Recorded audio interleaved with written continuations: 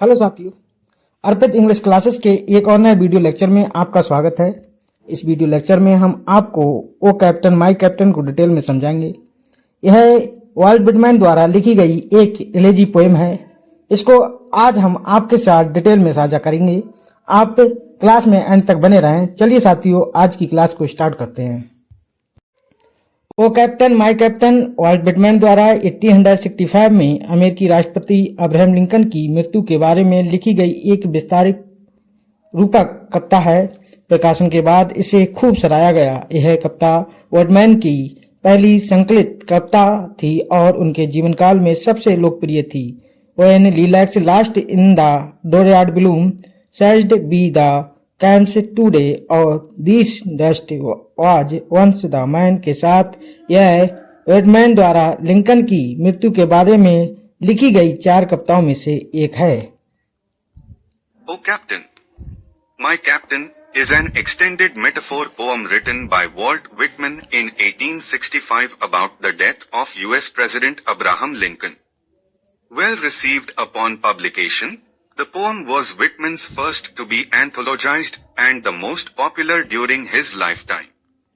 Together with When Lilacs Last in the Dooryard Bloomed, Oshdi Be the Camps Today, and This Dust Was Once the Man, it is one of 4 poems written by Whitman about the death of Lincoln.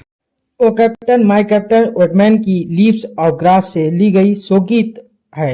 यह 1860 से 1865 तक America के राष्ट्रपति रहे Abraham Lincoln की मृत्यु पर एक शोकगीत है। लिंकन गुलामी का अंत करना चाहते हैं। उन्हें दक्षिणी राज्यों के साथ युद्ध छेड़ना पड़ता है। वह सफल हो जाता है, लेकिन थिएटर में एक अभिनेता जॉन विल्क्स बूथ द्वारा उसकी हत्या कर दी जाती है। कवि को लगता है कि यह एक व्यक्तिगत क्षति है। O Captain, My Captain is Whitman's elegy from Leaves of Grass. It is an elegy on the death of Abraham Lincoln, the President of America from 1860 to 65. Lincoln wants to make an end of slavery.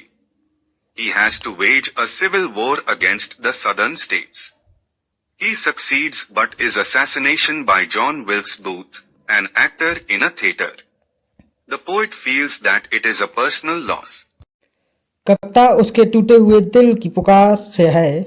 दुख को प्रतीक और रूपकों के उपयोग के माध्यम से व्यक्त किया गया है। जहाज संयुक्त राज्य अमेरिका है। कप्तान अब्राहम लिंकन है। यात्रा लिंकन के नेतृत्व में गृह युद्ध है। कप्तान जहाज को वापस घर ले जाता है। लोग कप्तान का इंतजार करते हैं, लेकिन कप्तान अब नहीं रहा। कभी जहाज के डेक पर जाता है जहां कप्तान मृत पड़ा है। The poem is the cry of his broken heart. The grief is expressed through the use of symbol and metaphors. The ship is the United States. The captain is Abraham Lincoln. The voyage is the Civil War under Lincoln's leadership. The captain brings the ship back to home. The people wait for the captain, but the captain is no more. The poet goes on the deck of the ship where the captain is lying dead. यह 8 पंक्तियों वाली 3 पंक्तियों की कविता है। प्रत्येक छंद में एक नियमित तुकांत पैटर्न है। It is a poem in 3 stanzas of 8 lines each. Each stanza has a regular rhyming pattern. इन लाइनों में आप रेगुलर राइमिंग पैटर्न को देखेंगे। देखिएगा। Exult, O shores, and ring, O bells. But I with mournful tread walk the deck my captain lies, fallen cold and dead. इन लाइनों का हिंदी में मतलब देखिएगा। उल्लास मनाओ हे तटो और बजाओ हे घंटियां, लेकिन मैं शोकाकुल कदमों से डेक पर चलो, मेरा कप्तान झूठ बोलता है, ठंड से गिर गया और मर गया। अमेरिकी गृह युद्ध के दौरान विटमैन वाशिंगटन डीसी चले गए, जहां उन्होंने सरकार के लिए काम किया और अस्पतालों में स्वयं सेवा की। हालांकि वे कभी लिंकन से नहीं मिले, विटमैन को उनसे जुड़ाव महसूस हुआ और लिंकन की हत्या से वे बहुत दुखी हुए।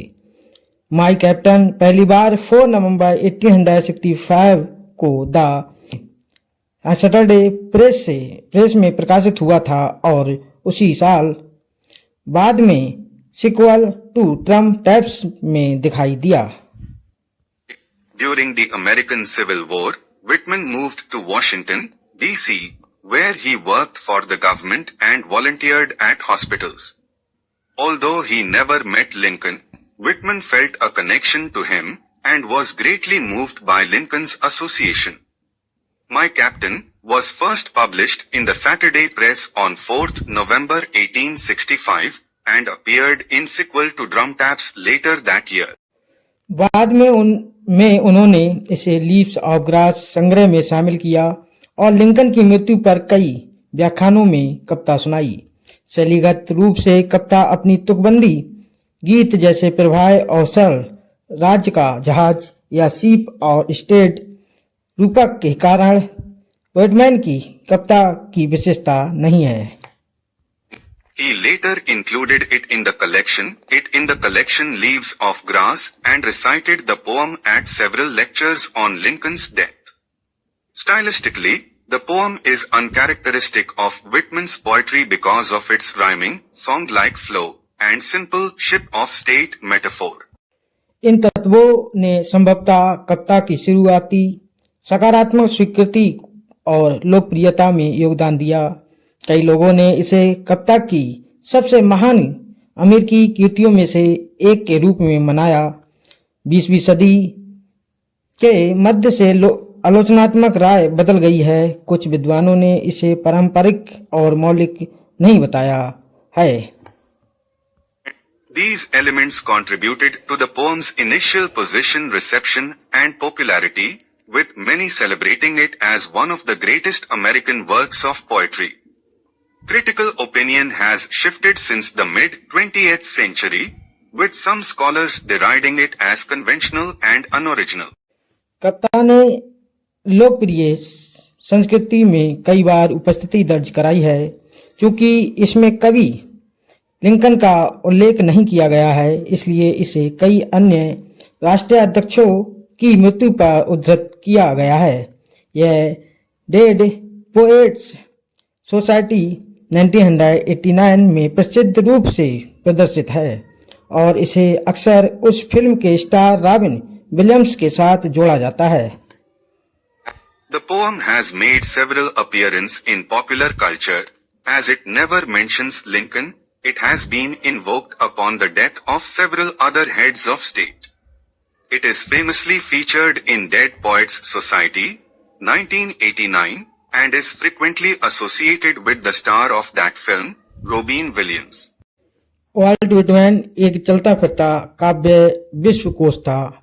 वह अब्राहम लिंकन को ओ कैप्टन माय कैप्टन कविता के माध्यम से श्रद्धांजलि देता है, जो एक ओड का रूप लेती है।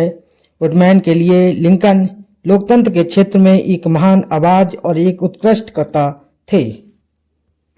Walt Whitman was a walking, talking, poetic encyclopedia.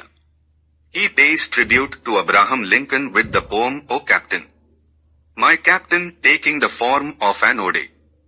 For Whitman, Lincoln was a great voice and a sublime doer in the field of democracy. सैन्सबर्ग यह भी स्पष्ट करते हैं कि व्हिटमैन धुएं और बदबू से बाहर, संगीत और बैगनी सपनों से बाहर अपने नायक के इस आकलन में अकेले नहीं थे।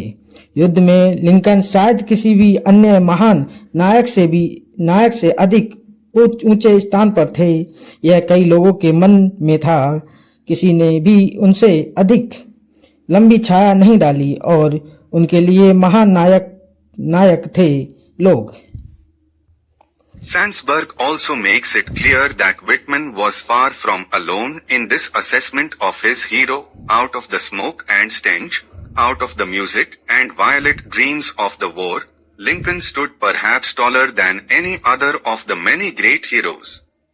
This was in the mind of many. None threw a longer shadow than he. And to him, the great hero was the people. Abraham Lincoln को 14 अप्रैल 1865 को गोली मार दी गई और 15 अप्रैल 1865 को उनकी मृत्यु हो गई। Abraham Lincoln was shot on 14th April 1865 and died early 15th April 1870. The ship संयुक्त राज्य अमेरिका के लोकतंत्र का प्रतिनिधित्व या संदर्भ करता है। The ship represents or refers to democracy of United States. यहीं पे साथियों हमारी यह आज की क्लास फिनिश होती है। मिलते हैं आगे और किसी नए वीडियो लेक्चर में। Thank you friends.